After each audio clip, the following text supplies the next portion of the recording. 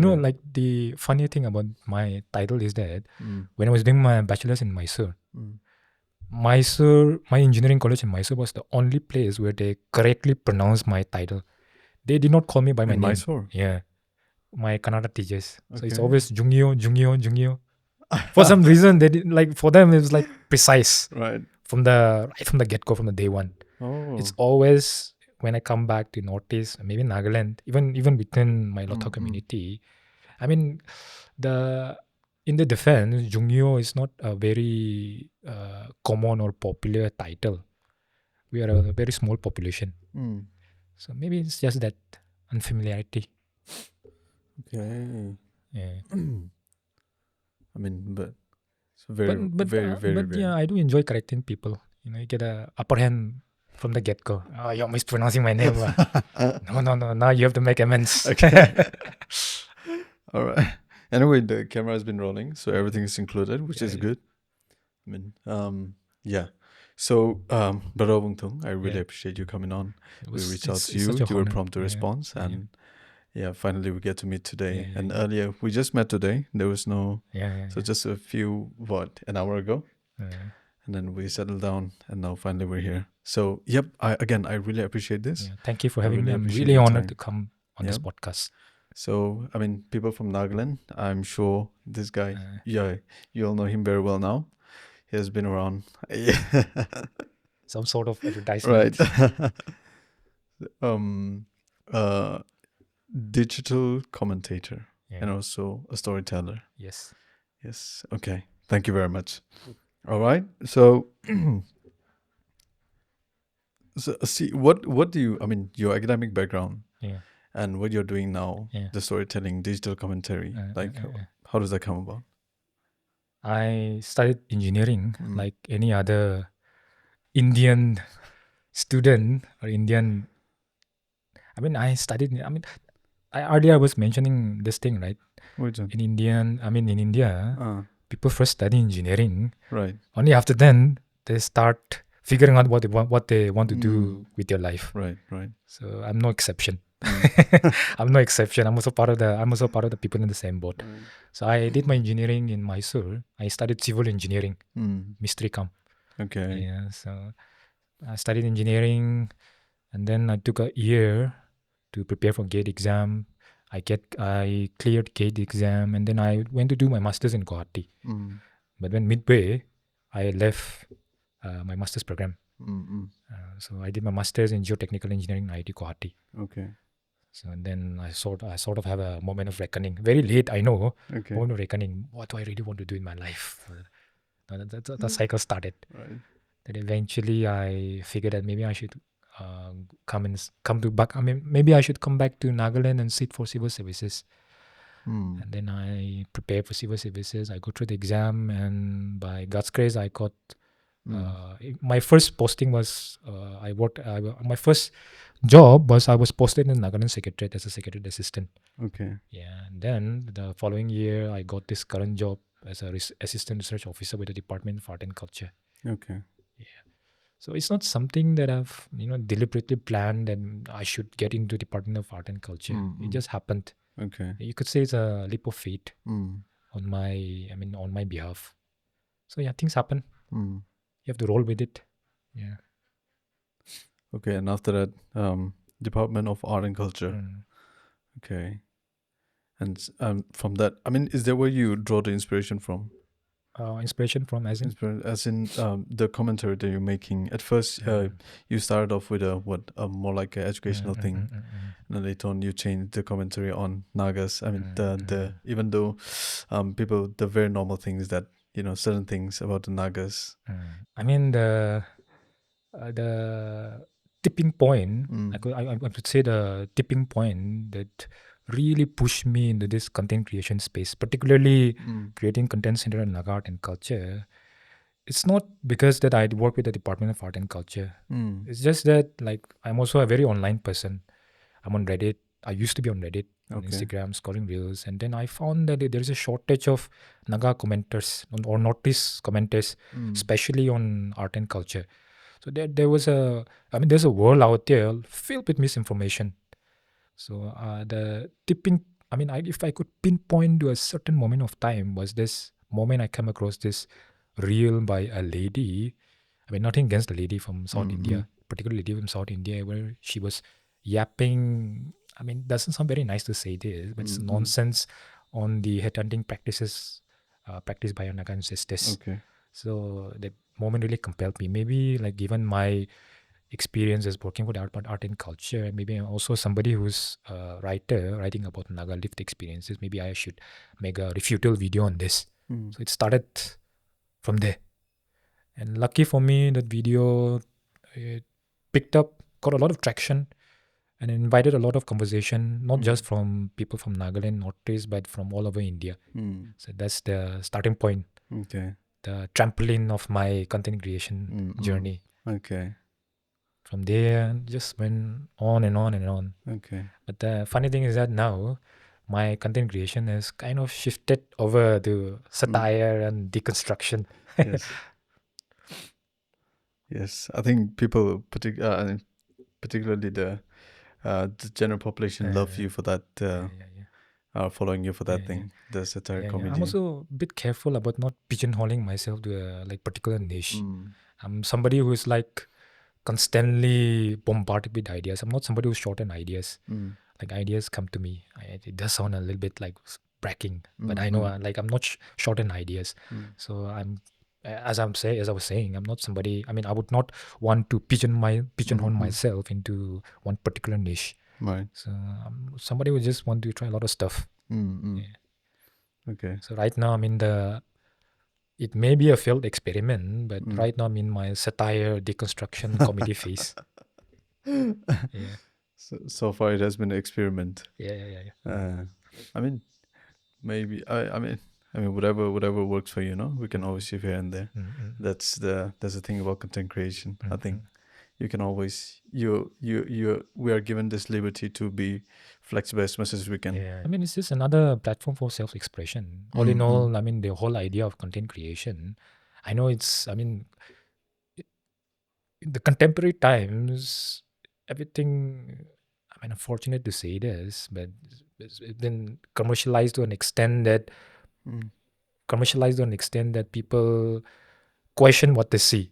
Like whether this is like real, authentic, creative expression, or this is just another advertisement masquerading as a content. Yeah, for me, like this content creation space is just another medium for self-expression. Yeah. Okay. It just again send us back to my childhood. Growing up in Woka with my three brothers, awesome three brothers, we were always bartering stories around a bonfire. Okay. And also, I remember the times when we used to make really crappy movies on a father's 2 megapixel Nokia camera. Okay. Yeah. Movie. Yeah. A full-fledged movie. Yeah, I was the director. I was the one behind the camera directing them. Okay. Reluctantly. I should stress that part.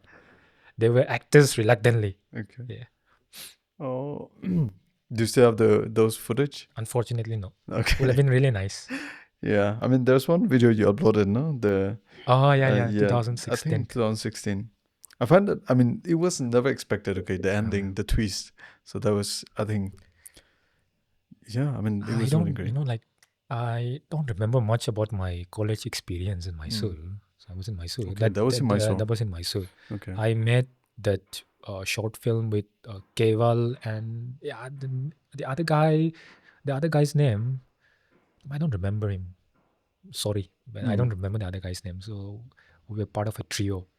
So we shot that one evening, scripted, directed, shot, acted in one evening, one take. Yeah. So it encapsulates the college experience for me, my engineering college experience. Oh. Yeah. So Okay, another probable question. There's a meaning behind it. Another probable question. So you went there to do engineering and you were making short films. Okay.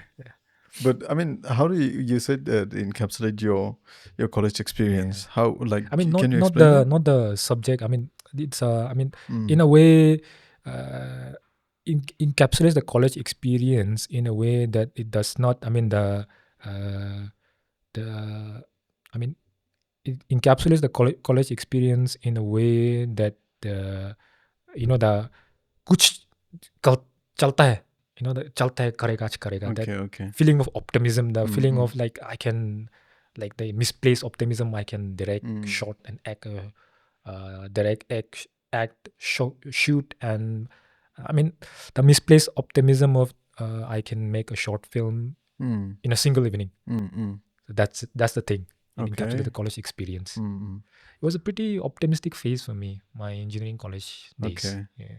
I mean, My hands were on a lot of stuff, like filmmaking, electronics. The only thing that got a little less of my attention was my actual actually, engineering studies. I mean, I don't know if you're born to be.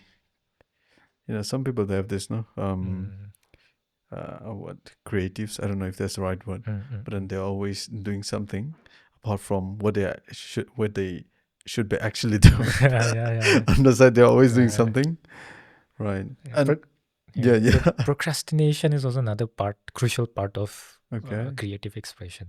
Mm, I used to be. I should say I used to be, mm, because my family may be watching this podcast. I used to be the kind of guy who would procrastinate things, keep okay. it at the last minute. I mean, with work, Mm, I'm not doing that. yeah. This is for my department officials. But with my creative endeavors and pursuits, it's Mm, usually I tend to let the idea from in my mind. mm, I mean, not doing at the like factual 11th hour, mm, but mm. it's always some days before the deadline. Okay. Yeah, let the ideas germinate, let it grow, and just once it's developed into this full ecosystem branch of ideas, just throw it out and see what sticks. Okay. It's like I think we have similarities there. Oh, There's the procrastination, no? cheers to that. It's about. I have this. Even I myself, I'm a laid back person, so I don't rush things. Yeah, So yeah, I'll do it slowly, and then Mm, at the last minute, somehow I get to I don't know. Somehow I get to get the things done. So it's like even me, I procrastinate a lot. yeah. But then earlier, when the content talking about some girl from the south, Yeah. save some information about Naga headhunting Nagaland, practices. the Naga practices and everything. Yeah. It comes. I mean, talking about that, you also shared a video about Contentification of the notice. contentification of the Perhaps it's notice. a word I Right. infamously invented. I think you did because I Uh, never heard that word from uh, anyone. But is that, by the way, just curious, is that in the dictionary? it's not a proper word. I don't Okay. think it's a proper word, but it does exist in my dictionary right now. Okay. I mean, but then it does Yeah. make sense, right? Well, how you frame it. And so talking about you mentioned like this guys from mainland reaching out to you to do a collaboration to I don't know discover the hidden gems. That's what they call it. So if you can speak on that, please. Yeah. I mean, these days, notice, unfortunate to say, has become sort of a aesthetic background, when people from the mainland can just come with your whole production set, shoot content without any cultural sensitivity to the norms, customs of the land, do the duty, do the business, and then go back without any consequences. And it's usually this sort of content that portrays a very negative image. I mean, a negative image of what is actually the lived reality in the ground. To quote an example, the recent geo controversy thing, which also I made a video on, Right, geo you did, tribers, yes. where they just come over. I mean, they went to a certain place, certain district in Nagaland. They shot. I mean, production team. They came over there to that place. They shot the content, and then one thing that really pushed my button was the way they portrayed. I mean, the way they cut the trailer. It was presented in such. I mean, it was presented in such a way that our food, Naga food, something that which we have normally, has been portrayed in such a way to elicit like dramatic reactions. People acting all pukish and all, trying Naga cuisine. So that's what I mean by negative portrayal. There are also like various spectrums. Negative portrayal, as in like portraying. I mean, this has always been the stereotype. Northeast, Nagaland, like the ecosystem, the culture of insurgency, violence everywhere. In fact, one of the like this is a startling experience. But one of the first question that one of my colleague, one of my classmates in when I was doing my masters, when I was doing my masters in Guwahati, one of my colleague asked me, I mean, this question. I mean, to circle back, when I was doing my masters in Guwahati, I was talking to this guy from Punjab, and he was telling me that his family was reluctant to send him over to Northeast, Guwahati Northeast, the most commercial city in Northeast, because they believe that Guwahati is also another city that's consumed by insurgency. Like every day, people coming out with the guns and shooting. Right. So that's the thing. That's just a giant, insurmountable mountain of stereotypes that we're dealing it. Yeah, I mean, if you for the people, just I know this is general information, or maybe not. It's like the Guwahati city is like any other Indian cities, like in the mainland. I mean, imagine if they have that stereotype. I mean, imagine if they have that misconception about Guwahati. Then what would they think about Kohima or Manipur or Imphal? The less commercial cities in towns and cities in the Northeast. I think more or less people are. Most of the people, the general population, the Indian, I think they are not aware. And those who are aware, those little population that are aware, they are aware about what you're talking about. Most of them, they don't know the thing that's going on here. But then the little that they know, it's the picture, the insurgency thing, they eat everything and then all that, no? I mean, the antidote for ignorance is always education. And that education has to come from the people itself, us. So if somebody has the guts to come in front of the camera and spew nonsense about Naga practices, Naga customs, then it's the responsibility of the stakeholders, the local people, to also come on the camera and make clarifications in a respectable way, I believe. So yeah, that South Indian lady thing though, lucky that I did not get any FIRs, any rebuttals from... Did you have to take down the video? No, nothing of the sorts. In fact, I was quite surprised at the reaction, especially from people from the mainland. Okay. Yeah, they were very supportive of the initiative that I took. Okay. People, they are hungry for knowledge and lived experiences, lived realities of the people, from the people itself, the real people in the field, in the ground zero. Okay. Not the hand-me-down, second-hand, information that you can rip off from books or certain videos and then become an expert overnight. Right. Yeah. Another invented word would be tourist experts. Tourist experts. Yeah. People just come here for a few days, live with the people. I mean, they do go about the business.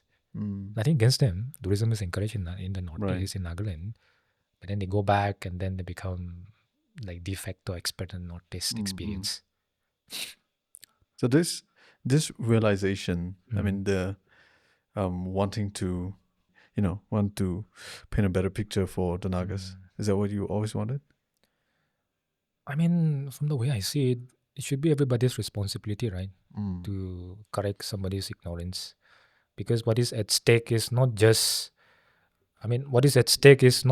the person becoming a de facto expert, a person masquerading as an expert on Nagaland, but a person misrepresenting our history, our identity.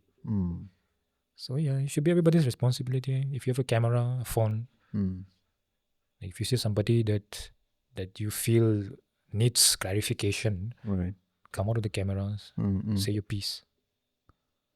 And all in all, it's just starting conversations, building cultural bridges. Okay. Yeah. Perhaps you could do it in a non-confrontational way, inviting comments from people who are outside.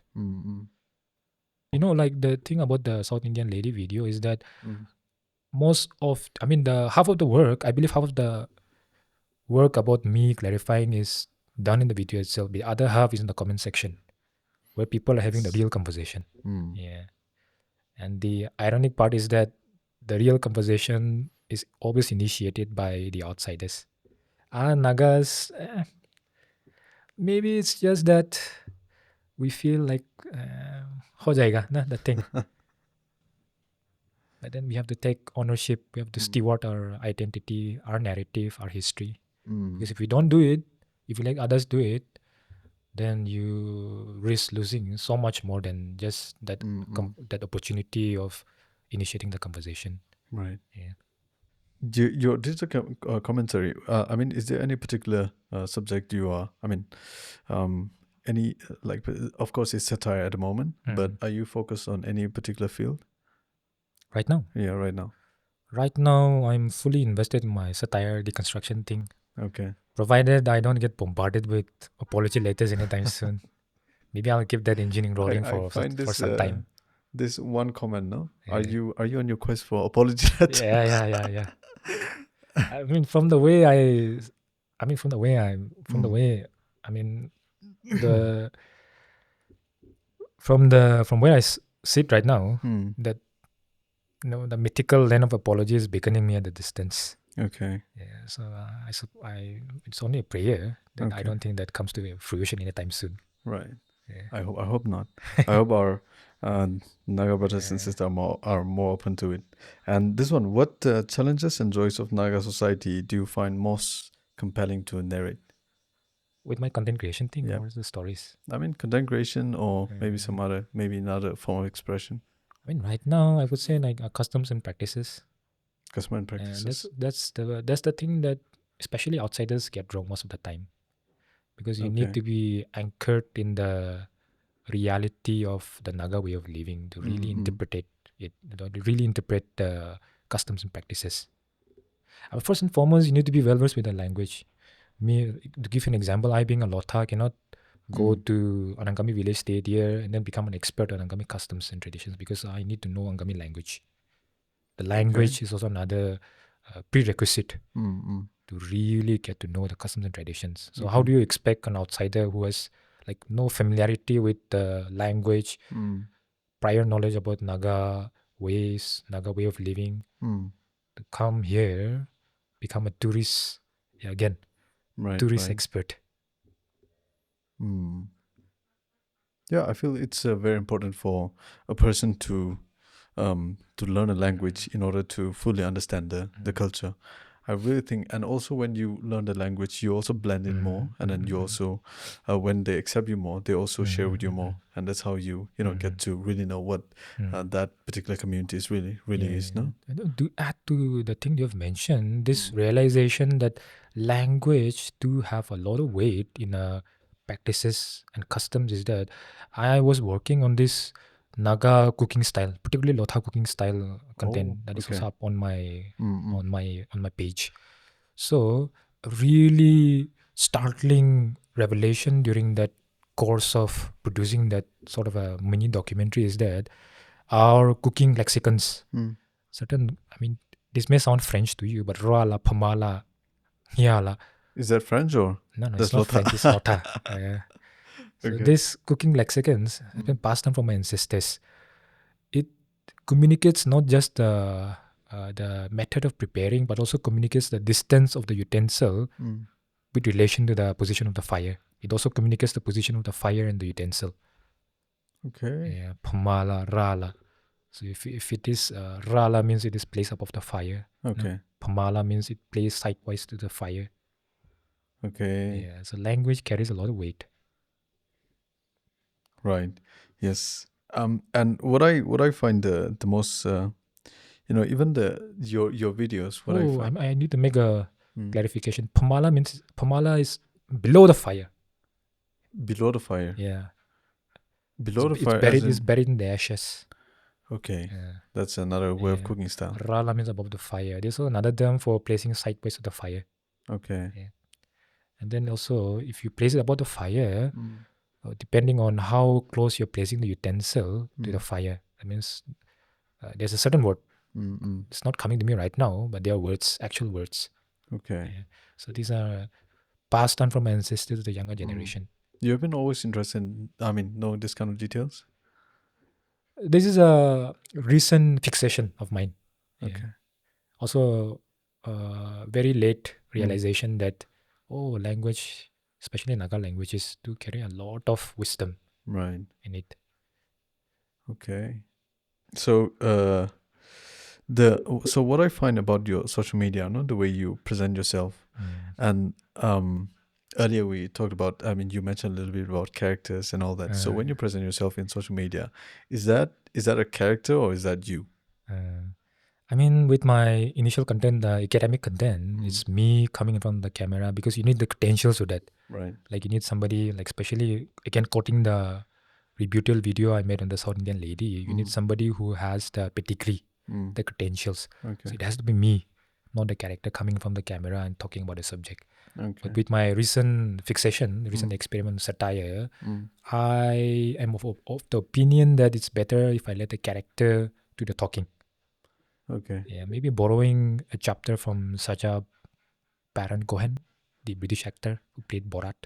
Okay. Yeah, he has a plethora of characters. Okay. So it's a character. Yeah, this is a bit of a spoiler alert for the next chapter of my content creation.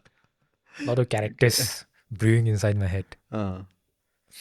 So these are like I don't know how you differentiate characters and the real person. How do you differentiate that? I mean, the other one is that's also you, and that's your form of expression. That is how you express certain things and you see certain things. And I feel that is also you.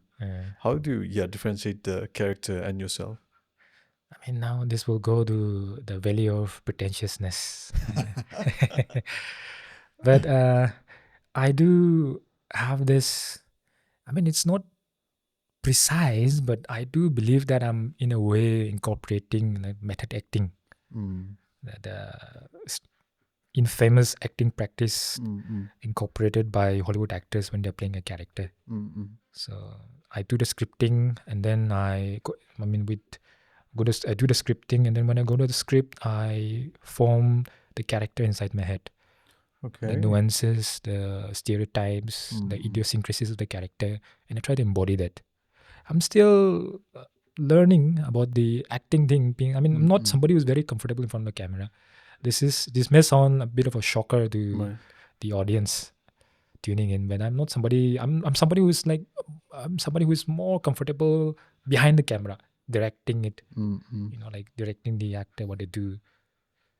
But then that's the thing about working with constraints. You really have to make do with what you got. And in my case, it's just one man army, scripter, director, and then unfortunate failed actor. No, I think I don't know. I don't know if you call that an acting, then I think you have you know how to say it uh you have fooled the world kind of thing, no? You have fooled the world into believing that that is you and not an acting. So I mean, if as far as if you say that's an acting, then I think you have But done a really then good job. the act of embodying a character also gives you this certain luxury of separating you as a person and the character. This especially concerns my satire videos. Satires are really meant to push buttons, really meant to elicit conversations, and these are not usually very rosy dinner table conversations. These are sometimes on the borderline. If you move an inch above that periphery, you're moving over to the mythical land of apology. So characters give me the luxury of Right.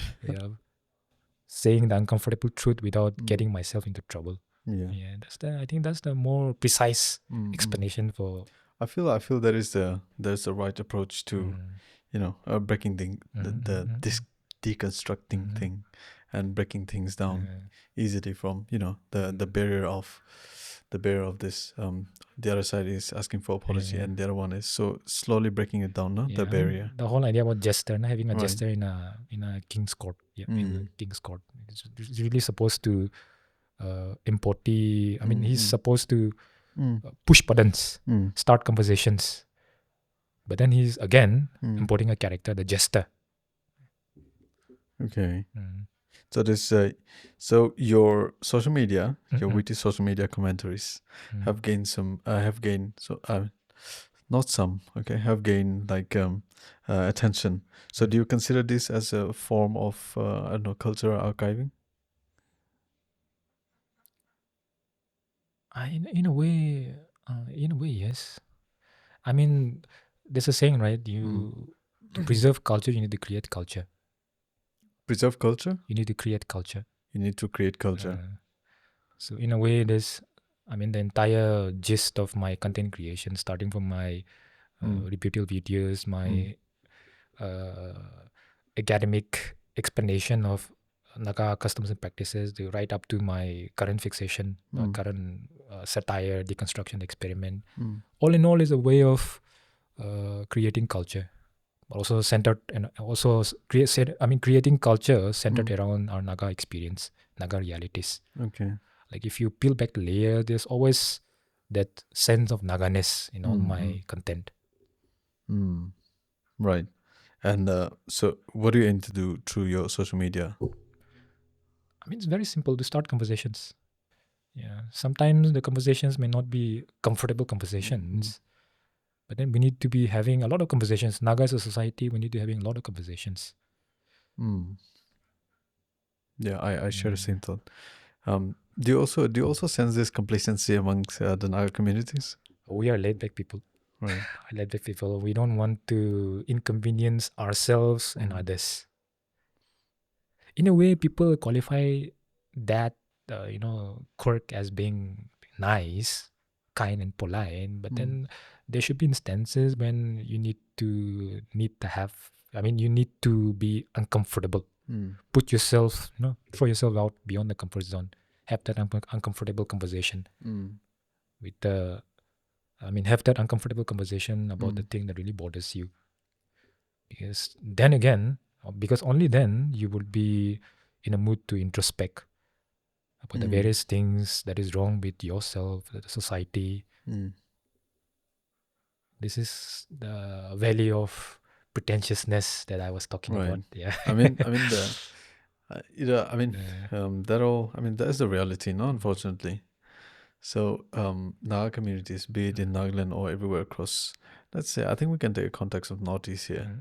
This we are not we're not ready to have uncomfortable conversations and talking and in contradicting that, we live a life where like almost like in a what I will not call our lives like bubble, comfortable. I suppose. What? Almost a bubble. Yeah, bubble, that's there, but contradicting as in we don't want to have uncomfortable situation, uncomfortable conversation, but then we live in uncomfortable like standard of living, right? So that's very contradicting. And I feel that we people are way too complacent.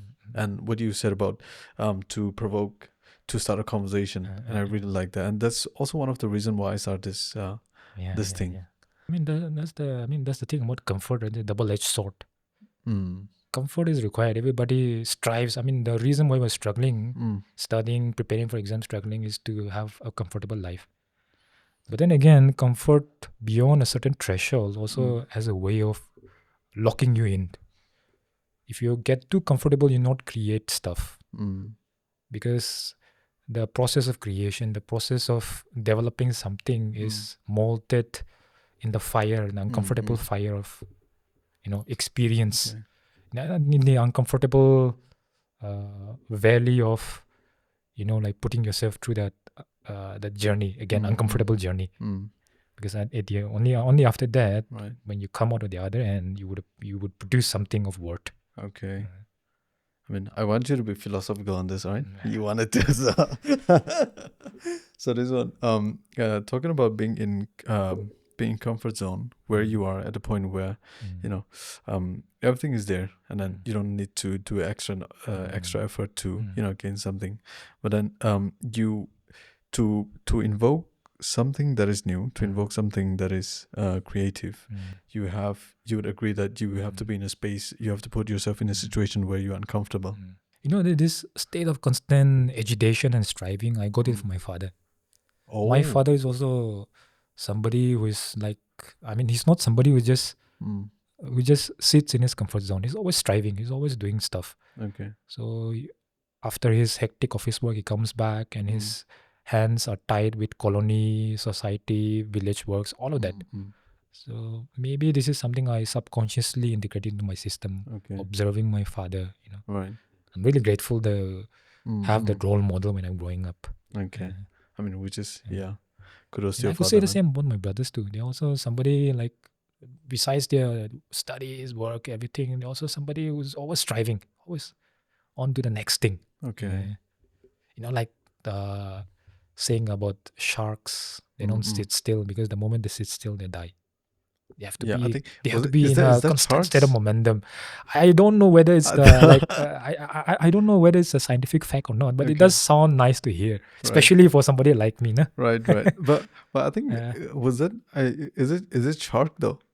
What is it? Yeah, is it shark? I mean, I'm asking because I feel it's a different fish. I mean, shark does sound very. I mean, it sounds more dramatic, I more mean, that appealing. is there. Yes, I have to agree. So let's take it as shark. Right.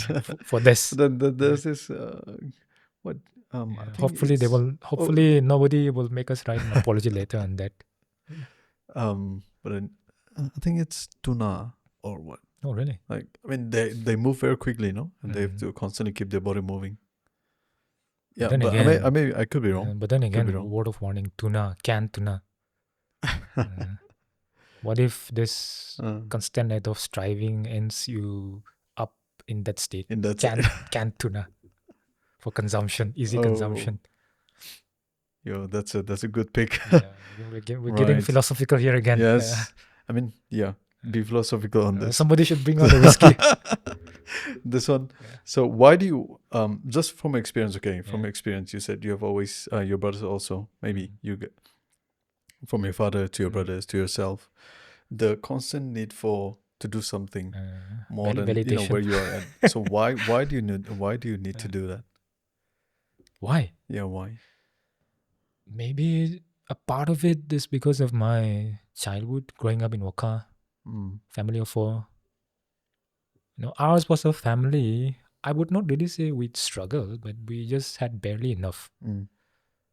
And me and my brothers have always been somebody who lived their childhood up in the head, imagination land. We were always creating fables. Everything was just larger than life. Maybe again also circles back to my childhood fixation on superheroes. To be part of something that's larger than yourself. Superhero power, saving the world. Saving the world. I wouldn't really say in my content creation, I mean, it sounds pretentious.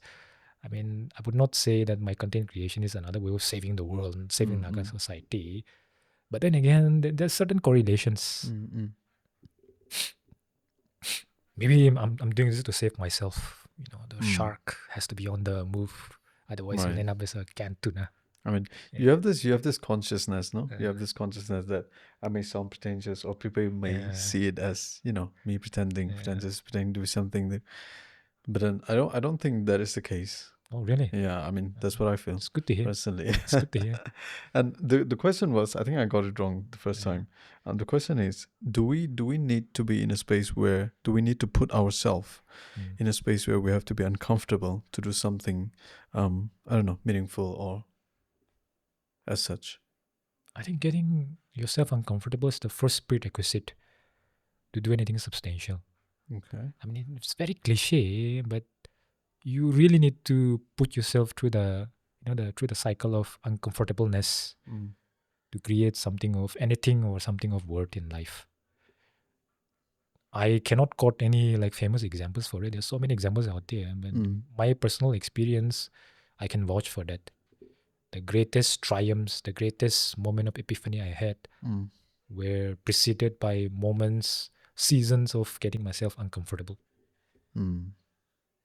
Even with this book, it came out in 2025 kind of farewells, but I started writing this book in 2018. So you can just add up the numbers, 5 years. Right. Yeah, so 5 years. There were moments in the journey when I had doubts. Maybe I should just chuck this project out. It's taking too much of a time. And when I started writing the book, there was no certainty that I'll get published. That too with a reputed national publication like Publications. So yeah. Moral of the story: get yourself uncomfortable. Get yourself out there in the world. Create something of worth. Okay. I mean, when you put yourself in, some people, I think most people will miss out on that. Doing something meaningful and challenging yourself for I don't know, for better or for worse. Yeah. I mean, even this thing we're doing a podcast, Right. it's not something that I would, deliberately put myself here.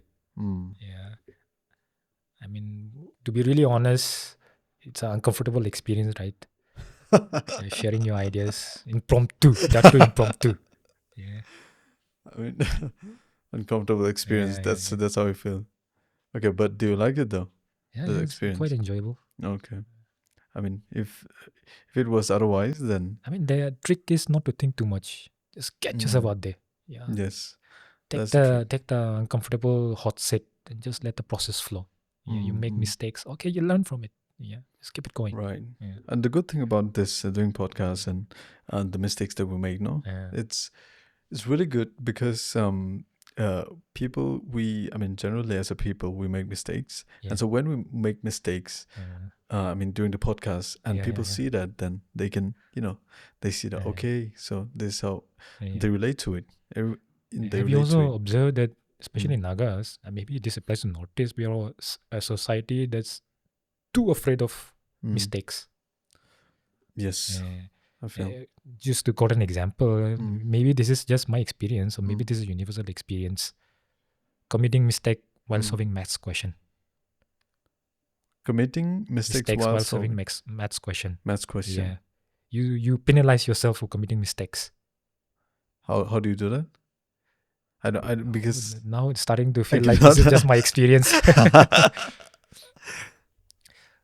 I mean, mathematics is one subject in Nagaland. I mean, it's just it may apply to the entire Northeast or Indian experience, Indian education system, where I mean, have you noticed like people are students, especially young students, they're very apprehensive of mathematics as a subject because they feel that the moment they start solving the equation of the problem, they will end up getting it wrong. So the fear of getting it wrong puts up mental blocks inside their mind and really deprives them of this joy of, seeking out and enjoying the beauty and the grace of mathematics. Okay. Okay. Okay. I mean, if you're able to enjoy that, but there's this, I mean, thing about maths, no? I think people, this is what I've realized, I mean, later on in during my studies. So I think we put too much emphasis on maths being like the precise subject. Yeah, precise and like very difficult.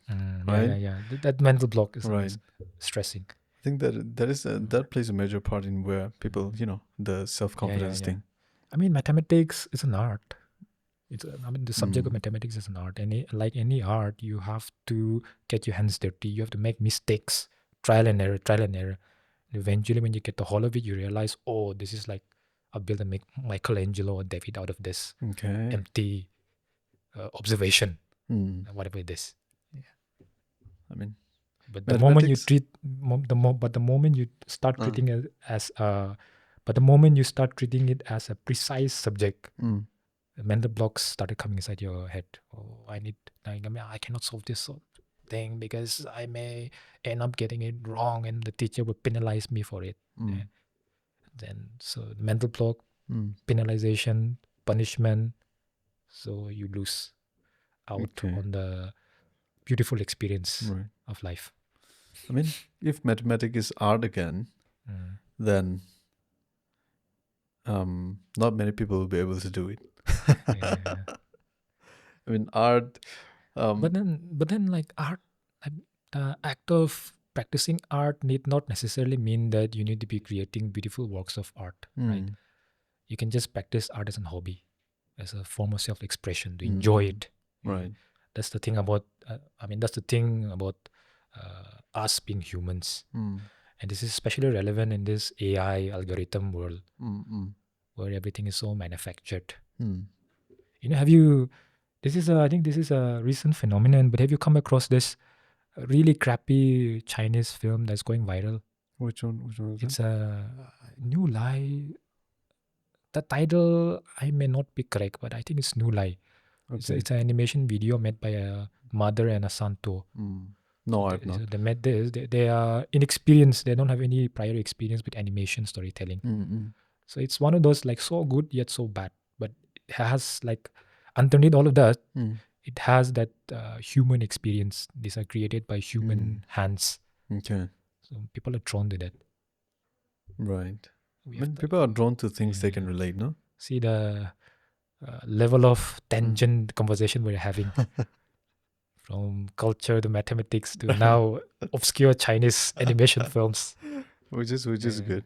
And I mean, so much to learn. So much to learn.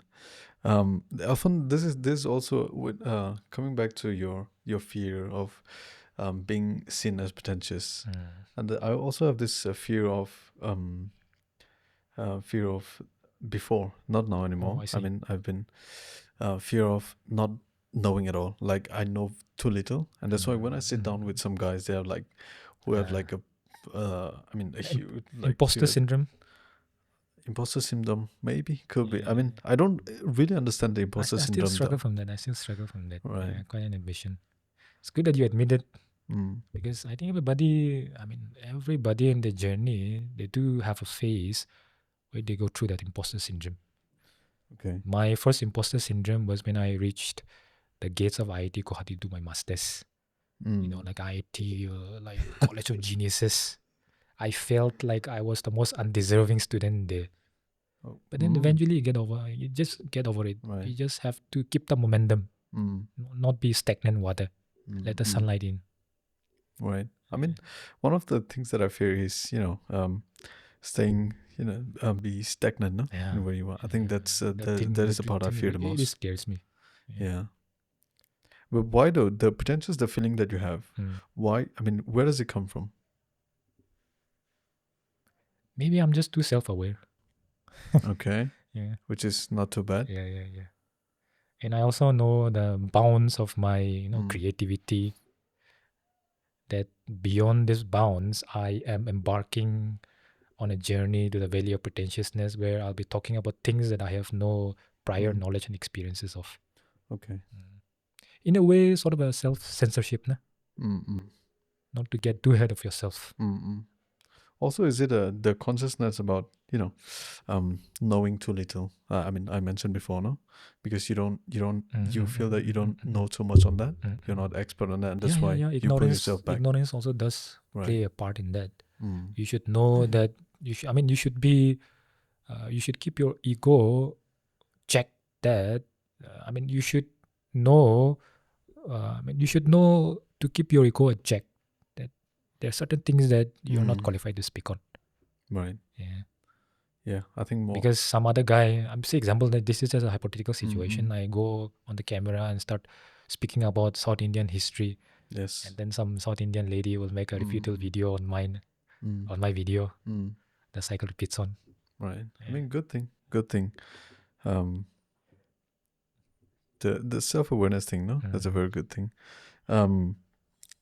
But then let's not forget that you're a writer, okay? While we're discussing this. Right. Unfortunately, yeah, that's also part of my resume. Right.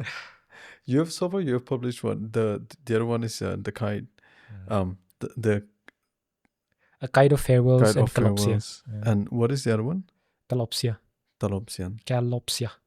Yeah. What is the word? What is the meaning of that? Oh, I was fearing that you will ask me this because it's been a very long time now. It's going to be hard for me to recall this. But I think, again, this is not a precise term. You will not find this in a dictionary. But I think it's a word of seeing beauty in places where actually there is not beauty. So sort of an illusion. Illusion of beauty. I may be wrong on this, but that's what I understand. Yeah. Okay. So yeah, the reason why I chose that is that again, this may come off as the least writer thing to say, but when I was the initial, I think if I remember right, the initial title was "Tomorrow is cancelled due to lack of interest." Very pretentious, very long title, and then my editor, good for her, she had the foresight to tell me you should rename this. You know what? I was listening to this song by Queens of the Stone Age. Song name was Calopsia. So I just went with it. Okay. I think you're starting to connect the dots here. It's Right. always the medium consuming that ends up Mm. becoming the title or the quotation in the book. Okay. Are you also like the type of person where, you know, you see certain words, I mean certain things, certain words or lines that you come across, and then you you just use them in wherever you are, and in what in I mean you try to use them deliberately. Are you those? Yeah, I mean, sometimes it's not. I mean, sometimes it's always nice to not over intellectualize things. Just let it happen. You see something you like, just put it in the thing that you're working on, be it literature, content, video, podcast, anything. Right. But the literature thing, how did you get into this literature? I mean, it also harkens back to my childhood upbringing. Our household was a household that was filled with stories. Mother used to tell us bedtime stories when when it was night time. Also, my father also used to entertain us with stories of the cookie variety, absurd variety during dinner when we were growing up. And then even among my siblings, we always used to sit around the fire and barter stories. Okay. Also, again, my childhood fixation with superheroes, comics, all of that, it adds up. Okay.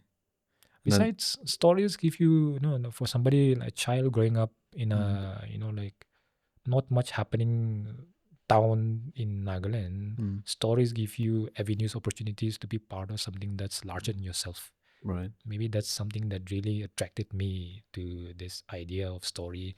And maybe someday down the line, I'll be writing stories of my own. Right. The kind of farewell. Yeah. The kind of farewells. So you said you started writing. I mean, it was later on you put them all together. Before you have been writing them for like when did you first writing for that? I mean, the first piece of that book. I started writing this book in 2018. So I was in Delhi doing my coaching. 2018 was 2018 I was in Delhi. Okay. So I had this very vivid horror nightmare. So it was so compelling that the first thing I did when I got up was to get a laptop out, started typing furiously on it. I was in the metaphorical flow state. So I finished the story in my first sitting. Okay. It was trash. The first draft was pretty trash. Okay. Then I circled the story around. You mean to say you wrote the whole book, the draft? No, just the first story. The first story. Okay, so yeah. the first story is the second story in the book, The Kite of Farewells. So I wrote the story, first sitting, first draft, pretty trash. I circulated among my friends. They liked it, but I never envisioned it into becoming a full-fledged book. Right. So 2019, I did write some of the stories. So it was later in the pandemic time when I was going through the hard drive. I came across all the previous stories I've written. And then this idea started fermenting in my mind. Maybe I should take this seriously and consolidate into a full-fledged project. Okay. So it started from there. Lucky enough. All right. So the first chapter that you write, right? That was the second one. That was the first second story, Scarecrow. Last second story, the first story. And you know what? Ironically, that's the story that most of my readers really resonated with. Okay. It's a horror story. I don't think I should give out more details, at the risk of spoiling it. Right. Okay. What really interests me a lot is while I was reading the reviews. I mean, written by this book review by the New Asian Writing. So what you quoted this Rainer Maria Rilke. I hope I'm pronouncing the name right. If I'm not, Rilke. Then people forgive me. So it says this, and I quote: "Let everything happen to you, beauty and terror. Just keep going. No feeling is final." So why do you take that? People may be, audiences watching this may be expecting a philosophical take on this, but again, it's very simple. So obviously you have obviously you have to get the book out. You have to put quotations. No? That's like the norm in the publication industry. Okay. So lucky enough, that time I was watching this movie, Jojo Rabbit. So in the end credits, this quotation came up, and that's something that really clicked with my experience. So I took it and I put it in the book. But then again, the thing about it, that quotation and the film, See, in the film Jojo Rabbit, the characters, the two characters, they've gone through a traumatic experience in both of their lives, and it kind of signals in the end that they are embarking on a new journey of renewed optimism. Okay. So I wanted to really capture and encapsulate that experience for my readers of my book, because I know the majority of the subject in the book is pretty bleak. It speaks about memory, loss, and longing. But then again, at the other end of the tunnel, there's always hope. So I wanted to copy that, that encapsulated feeling of renewed optimism, childhood optimism, and put it in the book. Yeah, I know that this book that I've written is pretty bleak, but then look at this quotation. It speaks about hope. Yeah, we all need hope. There's always light at the other end of the tunnel. The thing about the last line where it says no feeling is final, no? It gives you like I don't know, the hope that you mentioned. I mean, for us, we believe that like the finality of our existence is death. You die, and then if you are a believer, you go to heaven. But then in the mortal plane, in the mortal existence, the finality of existence is death. Okay. So in a way, maybe this final line refutes that believed idea that death is the finality of existence. Life just goes on and on and on. Right. Yeah. Through your memories, through the things that you have left behind, through the legacy that you're leaving behind, through your sons and daughters, and the sons and daughters, and the person to come, the generations to come. Your name, your story is always carried forward. Right. Okay, and now I'm just this one. They're curious. Monetary revenue when you published that book. Did you get a good monetary revenue? Was it? I wish my answer was otherwise, but being a first debutant publisher, I did not have the privilege of drawing up the contract to my advantage. Okay. Yeah, but I do get royalties every now and then. Yeah, usually what they do is that if you're an established name in the publication, I mean, if you're an established writer, they give you an upfront publication. What's the name for that? They give you an upfront fee. Certain thousands, certain lakhs maybe. So me being a debutant fresh writer, especially also somebody from Northeast, I did not get the luxury. Okay. Yeah, but from the way I see it, I don't see it as a monetary pursuit. Yeah, I mean, it may sound pretentious, but I'm comfortable with not getting royalties. If at all this book really goes out to the intended audience and delivers my experience and deliver the message that I have in the book to them convincingly. Okay. Yeah. And Rupa being a national publication, the distribution is pretty wide. So I'm really happy to across the country and abroad. Across the country and international. International. Yeah, I'm really happy to know that the stories are resonating with a lot of people. I do get DMs and messages and emails every now and then telling me that some of the stories in the book resonated with a person somewhere in South India who's going through a difficult phase in their life, and it has given them hope. Yeah, and hope is not something you can buy, right? Yeah. Right. So I believe that I'm on a noble mission, to impart hope to the dejected. Right. I mean, that's a joke, by the way. Even the slightest impact, if you have positively on another person, then I mean, I keep saying this to people that if you have impacted a person in a positive way, even in the slightest, then I think you have done a good job. So yeah, I mean, if you have done that, then kudos to you. And he also clearly mentioned that he also got an email from one French woman who really appreciated her work. Yeah. So I mean, it must be rewarding, no? Getting all that. Yeah. I mean, of all places, it reached Paris in France. Right. And it resonated, like something so niched. Exotic is not the correct term. Something so niche as the Naga way of living, stories shaped around the Naga way of living, resonating with somebody over there on the other side of the ocean. Right. In France, who has never set foot on Nagaland or even India. So that's a triumph Right. up in my like triumph book. And you also, I'm sure you also write that book, as per the experience of a common Naga man. Is that right? Yeah. Right. And to from the other side of the world, right? For them to relate to what you have written, I think. Yeah, maybe it's because like although the stories are although most of the stories are centered around the Naga way of living, Naga experiences, there's a certain universality in my stories. Right. Yeah, so certain universality. I mean, this universal. I mean, this universal. Why is it not? Why is it not rolling off my tongue? So this universal theme, such as longing, memory, grieving. These are universal human experiences. So if you peel back the the nuances, the cultural ecosystem within which the story is shaped, at the base, at the foundation, there's this universal human themes. So I believe that's the reason why it resonated with a lot of people, especially outsiders. Okay. Right. Universal. Yeah, I mean, there's this in social media, this thing, no? Whenever they posted maybe a video that's relatable to everyone, they say this: "Are we living the same lives?" Have you come across that comment? Exactly. Yeah. Nothing in my life is Right. my own. Right.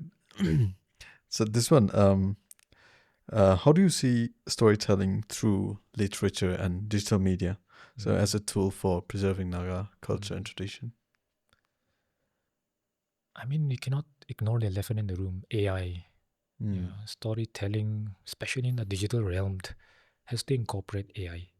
I mean, not to the extent of like putting out prompts and then generating stories, but then particularly in the context of Naga, particularly in Naga context, AI could be a very powerful tool in like documenting, transcribing, translating, our oral history, languages. Next, I would say is AR and VR, with the whole meta classes thing, augmented reality, because I mean, this concept of the murung, for me, this is just my personal take on this, but the murung is much more than just a physical space. It's an experience.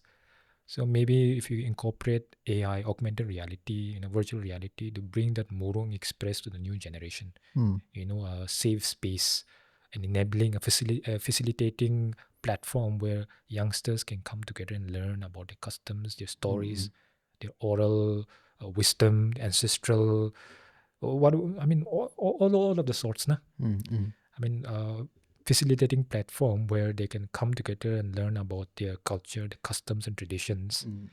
That could be enabled by using AR and VR. Okay. Yeah. Culture, like, why do you think it's so important for us to have this, the like culture, memory, and all this thing? Why is it so important for us? Because I feel sometimes, right? So when we are too, this is what I feel. Okay, so if I'm too aware of my culture, then I see a distinction between me and the other, and that might lead to some conflicts. And that has been all the time. So it's like culture memory. Why do you think it's so important? I mean, that depends on how you see it, right? If you are somebody who sees if you're somebody who is of the opinion that your culture is superior to others, there'll be evidence of conflicts. Right. But if you see it as a culture among a sea of other cultures coexisting, collaborating, cooperating, that's a more healthier way of approaching that. That's what I feel. Yes. Right. Now, I'm saying that because of the reality that we live in. So other community claiming that they are superior to other, and so I feel I know, this it gets a bit tricky, especially with tribal identities and tribal culture. The recent conflicts happening in Manipur, quite unfortunate. But then I believe there's always a way around this. I'm a very hopeful person, and I'm also somebody who likes to collaborate. Even this podcast we're doing, somebody from Manipur, somebody from Nagaland, coming together, having this conversation, learning, asking questions. So this is two cultures coming together, but rather than two cultures coming together and clashing, they're cooperating. They're creating a space where something can grow, something beautiful can grow out of it. So maybe to draw an analogy to that, other cultures can also take a page of this. Right. Right. Yes. Mm. The other day I was having a discussion with my father, and then we were talking about the same subject, no, about culture preservation and the language. We must know our language. For the Tangkus, what we do is, I think it stand out among the Nagas as well, and they take it as a pride, and this is the which, like I said, like I mentioned, no, which I don't really like. Yeah. So every village in a Tangko community, in Tangko community, every village will have their own dialect, like the I small see. village language. And so my village and the next village, I mean, there's similarities, but then from the west to the south to the east to the north, like Oh, I'm yeah. I'm pointing downside, but I'm saying north. So so they will have like it's That's entirely the different, geographically accurate right? note. It's an entirely different. I can never understand what the North people are saying. Like I can never. And also the same thing, the South and the North, they cannot understand each other. And I feel that I was telling this to my father. I feel that this division amongst the community. I think this is Yeah. also one of the reason why, you know, the cultural preservation, the language preservation. I think we are too much focused on that. That we and then like you mentioned earlier, no, that we feel that we're superior to other. And if my village is more progressive, my village has more, I don't know, reputed officers and all that, The metrics. right? I don't But know. I mean, to add to what you said, I believe the right approach, in my opinion, would be like ignorance of a culture should be followed by curiosity, genuine curiosity to learn about the culture, rather than like following it up with animosity. Yeah? Yes. Because if you're curious, if you're genuinely curious, you want to seek out, especially people from the other end of the fence, and have a conversation, facilitate a platform where you have that conversation, healthy conversation. And byproduct of it, it may not be a concrete solution, a concrete thing, but byproduct is you come off respecting a little bit of what you don't understand at the end. And the same goes to the other end. Oh, I've met this guy from other culture. Oh, he also shares certain universalities, certain parallels with us. They also eat this in a certain way that we do. See, there's this sense of mutual respect that comes off just by the act of having that uncomfortable conversation in the middle. So you have to meet people at the middle.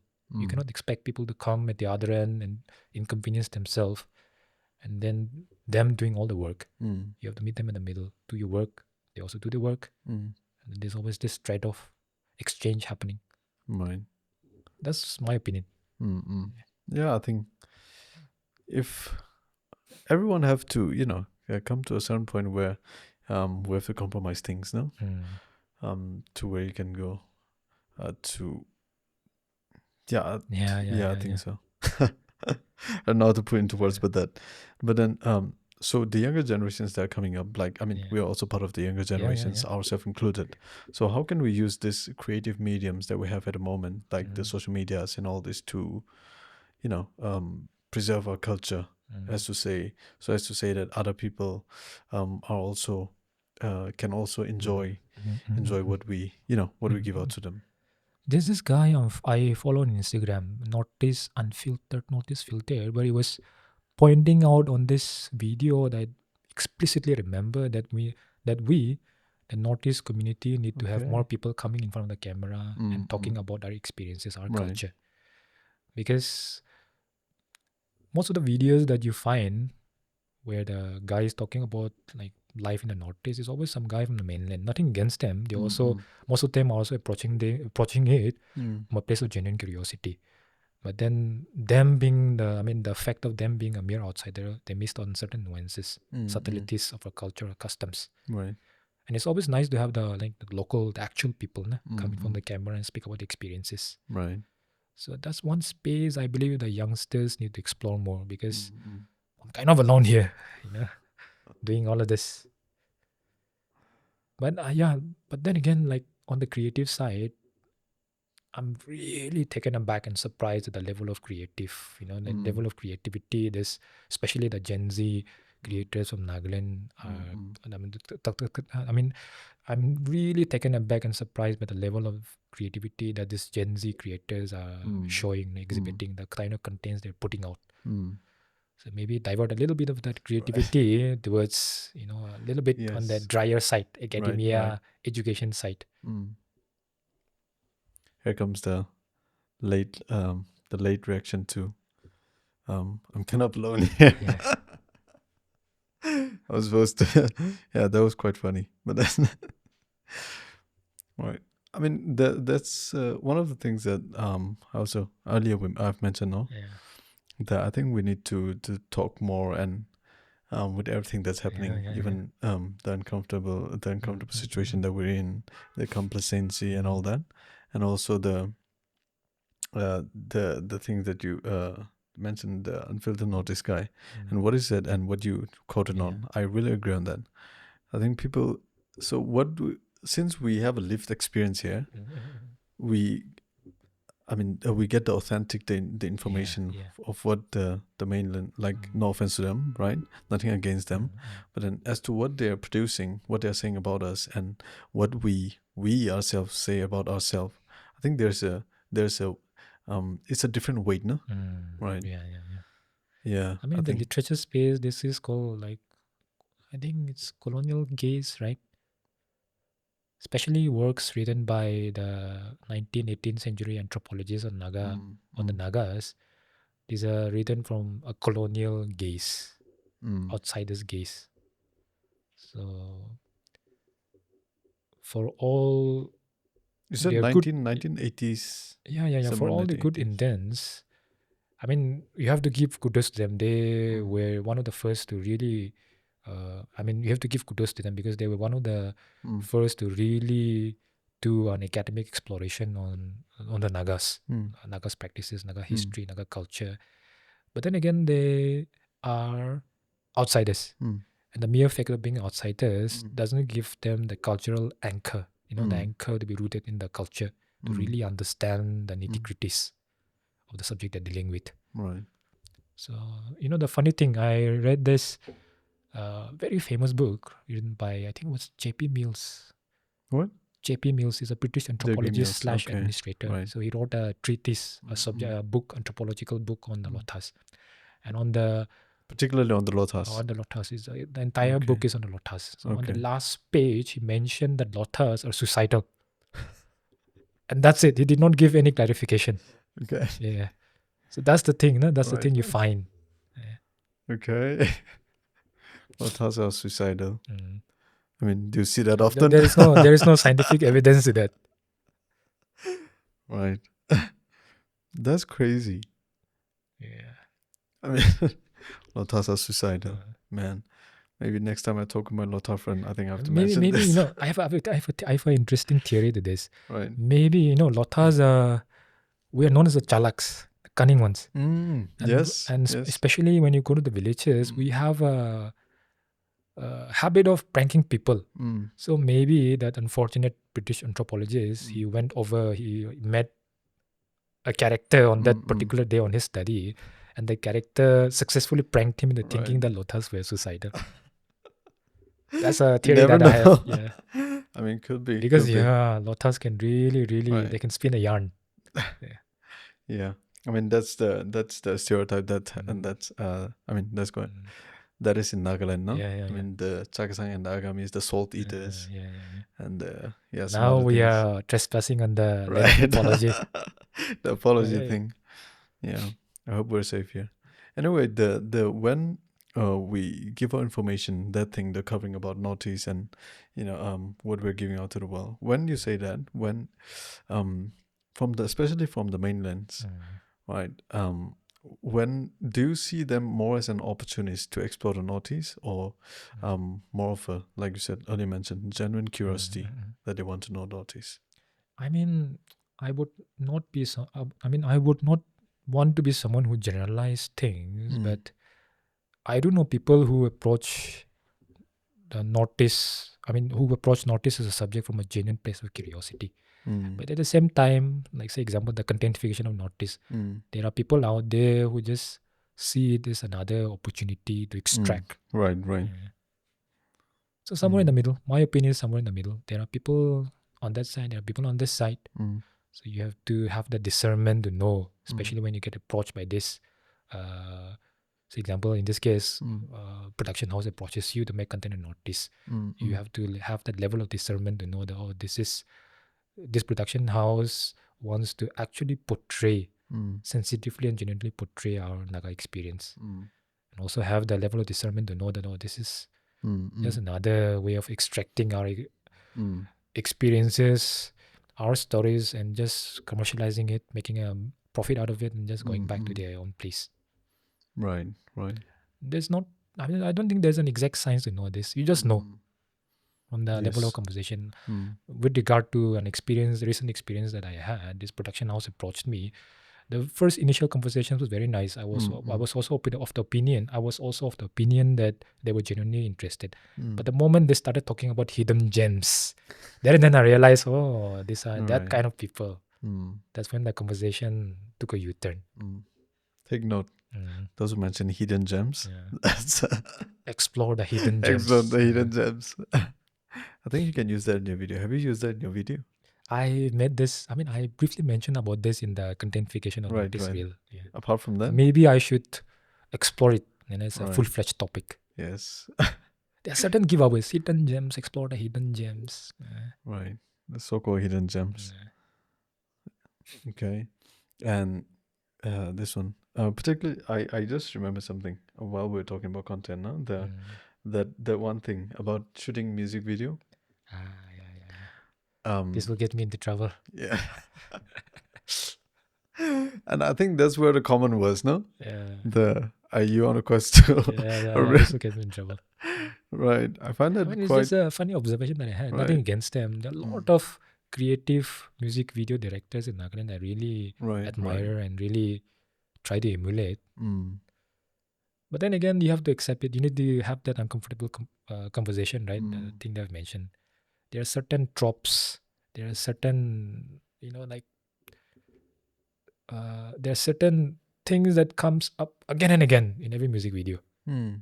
So my reel was my reel. The whole intention of this was not making fun of their effort.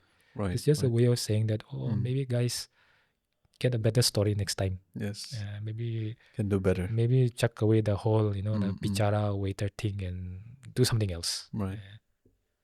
And also about and you know what? If any music video director in the future they want ideas, I'm always free to. As a consultant, I'm also free to position myself as a consultant. Right. Feel free to approach if you need storyboard ideas. Yeah. And you also the exposure as a payment. That thing is crazy. That's crazy. Apparently, that's not a Naga thing. Right. It's it's a universal thing, not just in so. Northeast. I saw a comment from a Mizo person. Exposure as a currency or this thing. I thought it was just here. Right. Exposure as a payment is crazy though for me. I mean, yeah. It's absurd for me. But then, yeah, unfortunately, I've seen those happen right before my eyes. So I've seen those happen. Okay. And, yeah. Water. Water? You want more water? Do you want to swap water? No. You want it? Yeah. I mean, I've drank it a little bit. Is that okay? It's getting dry from all the yapping. Okay. Do you mind, right? No, go ahead. No, I was asking if you'd mind, no? Because I already drank a little bit of it. Okay. So, this one, it's an entirely different topic, entirely different question again. What makes Northeast Indian literature distinct from mainstream Indian narratives? I mean, it's not entirely different, but yeah. I mean, from what I understand, what I write about, Northeastern writing has a lot of reverence for nature. Nature is not just a backdrop or a background, but rather it's a full-fledged entity in the stories. Like with the Lotas, it may not just be a Lota thing. With the Lotas, when you go to the forest, when you're coming back, you're supposed to shout out your name. When you go to forest? When you go to forest, unknown forest, when you're coming back, you're supposed to shout out your name. Shout out your name. Yeah. Why? Why? You ask? Not because they believe that your spirit will stay behind. I mean, because we believe that your spirits would stay back behind if you don't call back your. I mean, if you don't. I mean, with Lotus, we believe that your spirits will stay back in the forest. Right. If you don't call your stories back to your home, Okay. and it usually ends up in the person passing away in his sleep. Oh. A very morbid destination there. Mm-mm. This is reverence. And this is also another story where you're supposed to take permission before taking anything from the forest. So the forest becomes an entity, a person, sort of a person, rather than just a backdrop or something, like in this, something for you to go and extract its resources and come back. So that's the thing I observe about writing, particularly, especially, that's the thing I observe particularly about Northeastern writing. Okay. We treat nature, forest as an entity. Yes. But I mean, yeah, it could be my ignorance, okay? But then I hope people forgive me. But do you see like such kind of practice in any other tribe? I believe so. Maybe the name is different, but I believe so. Because recently I went to Tsuku and my Angami tour guide was also stressing upon the same thing, insisting about the same thing. When you go back, when you step out of the gate, call back your names. Oh, I mean, I don't know. This is new to me and quite interesting, really. I mean, people. Yeah. But is it still in practice? Do people in the villages, rural areas, they might be still practicing it, but do you practice it? I did call out my name, so you can say I was also part of the practitioner. Okay. Yeah. Like upholding the dying tradition of calling out your name in the wild. I mean, you treat it as, is it more of a, I think that's a little different from tradition. I mean, it does qualify as a superstition, but then I'm not somebody who to question our ancestral wisdom in the middle of the night, in the middle of the wilderness. Of course. Just keep it safe, not to take any risk. Okay. All right. So, again, this one, the last second question. Yeah. How do you, by the way, my associate, she gave me a really, really good question. Yeah, I'm having a really hard time answering all of these questions. And so, I really appreciate you. And I always told her, off camera. Yeah, but actually, like, I think they're very substantial questions. Yeah, so kudos to her. Yeah, kudos to her. By the way, she's amazing. And so, the last second question is, how do you balance? You love to experience things, right? So how do you balance experimentation with responsibility of culture? Oh, difficult question. I don't know. Is there a thing called difficult question? Yeah, it is a difficult question because this something that develops out of your own intuition rather than being a precise science. Right. But that thing is always there at the back of my mind, that although I'm writing this for a universal audience, I'm writing my stories, my kind of farewell stories or whatever the project I'm working on. I'm not just writing for the Naga people or not just for the Northeast people. I'm writing it for the world per se. So I believe this is this thing called loss in the translation, right? There are certain things certain nuances, cultural nuances, niches that you cannot convincingly 100% translate in the English language in this case. Right. So I'm also aware of that. But I'm also aware that at the risk of finding new audiences, at the risk of not inconveniencing my readers, that I will dilute and dilute my experience to that level that they can assimilate it in the form of puree. Like puree, put it in a blender and make it a puree. One interesting practice that I really appreciate, and one interesting practice that I really appreciate and I want to pick up in my future project is the way Avino Kiri, she's a Naga writer. Okay. My favorite Naga writer. The way she insisted on not using italics for Naga words. What is it? Italics for Naga Italics, words. okay. Usually what they do is that when you are writing, say example, if I write Apo, that means father in Lotha. Okay. That Apo word is usually italicized. Mm. It's not rolling off the tongue again. It's usually italicized. Italics. I mean, that Apo word is usually put up in italics. That's the convention because it is exotic. So she went against that norm. She insisted that no. Okay. Yeah, this. What is the? I think I've heard that author before. I think What's her book? the correct word is self-exoticize. Yeah. Okay. No. So the mere fact that you're putting your dialect, the mere fact that you're putting these words apo, I mean the mere fact that you're putting this word apo in this case in italics, you are submitting yourself to exoticizing yourself, the experience. Okay. So she went against the convention. That's something I really appreciate about that thing, the practice that she championed. Maybe I'll pick it up in my future project. Okay. I think that did not really answer your question, right? No. It does. It does, of course. This one, the author, I think I've heard her. I think I've come across her as well. She is the one who wrote the foreword. I mean, she's the one who wrote the blurb for my book. Okay. And what are her books? Can you give me one book? Almost like the last light of the glory days. I'm sorry? The last light of the glory days. Last light of the glory days. I think I've. Am I mistaking or? I don't know. Maybe I'll check it out later on. Yeah. Okay. All right.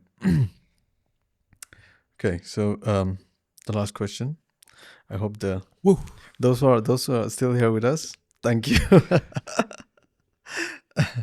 So it's about Nagaland. So what will the storytelling landscape look like in Nagaland 20 years from now?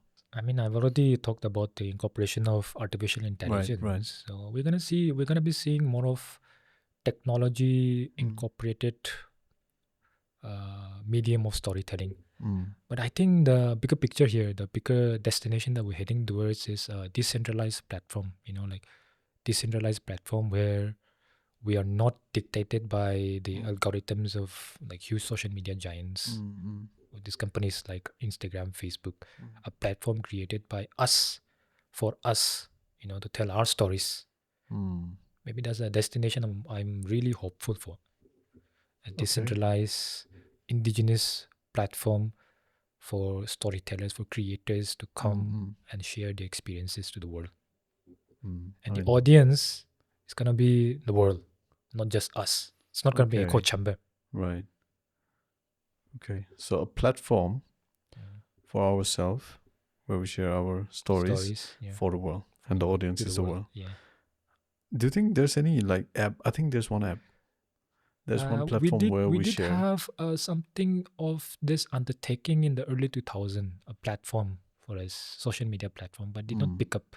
But that was like the early days of the internet, where Nagas were catching up to the developments in the technology world.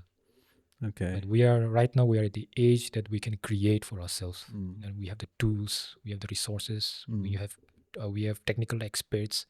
We have the enthusiasm, right? And we have the correct generation, Gen Z, to make it all happen.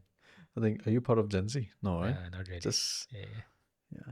I think just. I think if I say yes, then there's a term for that, right? LARPing. LARPing is Gen Z. But just I know many Gen Zs must be cringing now. This Unk. That's the right term for us. Unk. I don't think you are in the Unk category. Are you? Do you consider yourself as an? I am an 80-year-old man in my head. I mean, everybody's. You have the freedom to do that. So, but then I'm just out of curiosity again. Do you think like the younger generations, like ourselves, and also the content creator in Nagaland, do you think they are like interested, but they're not really willing to do it? They're interested but not willing to do it. Do you see? I cannot say for the entire creator community. I mean the entire content creator storyteller community, but we are at the very nascent stage. We are at the infant stage, taking baby steps. Yes. So all I can do in my position right now is to be hopeful, because I do. All we can do right now is to be hopeful, because I do know that we have the creativity to really take things to the next level. Right. Yeah, Right. a lot of interesting content out there made by our own local people. Yes, definitely. And I definitely enjoy all the. I mean, there are many content creators from Nagaland as well, and also you have this content creating summit there. It I has think- opened up. It has opened up a world of Yeah. opportunities. The world of entire world of self-expression. As far as knowledge is concerned, I think No. Nagaland is the first one that has self-expression unconstrained by the demands of the outside world, right? Not dictated by right. requirements of you need to perform this to get our attention. Yep. After all the message that we've put out, I hope people will start Yeah. getting on it. By the way, okay, before we close in, closing remarks. Me? Closing remarks. I don't know, for some reason, my mind is gonna blank when somebody asks me that. Yeah. I mean, understandable. Yeah. Understandable. I think I am a pretty hopeful person. So my message, if at all there needs to be a message, is to be hopeful. There's always light at the other end of the tunnel. Use your time wisely. Build something, get uncomfortable, because at the other end of the season of refinement, there's always joy, there's always beauty, there's always grace, and most importantly, there's always art. And any place where there is art, there is joy. Yes. Thank you, brother. Thank you so much, and thank you to the audience who have stayed so far. Yeah. Most importantly, well, go ahead. Yeah, whatever we said here, please don't make us write apology like this. Okay. Thank you, brother. Yeah, thank you. Thank you. Really Thank you for appreciate your having me. time. It was such an honor. Right. Yeah. Thank you.